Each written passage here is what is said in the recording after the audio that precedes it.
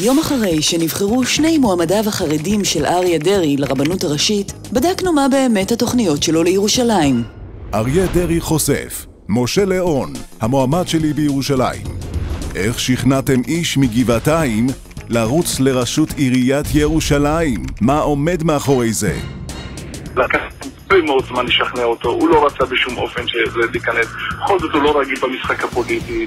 אבל מר דרעי, מה יביא את הציבור הדתי-לאומי לתמוך במועמד של הקומבינה החרדית? אנחנו כאילו עוד מביאים להם מועמד שלהם, הם צריכים להיות הראשונים לחבק ולתמוך. אז בעצם, הבחירות לרבנות בה ניצחתם את רבני הציונות הדתית עם שני רבנים חרדים, זה חלק מתוכנית לכיבוש ירושלים? אני מאמין שאתמול אולי זה היה קריאת כיוון גם למשה ליאון בעזרת השם.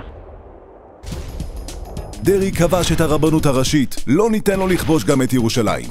מוגש כשירות לציבור על ידי סיעת ירושלים תצליח.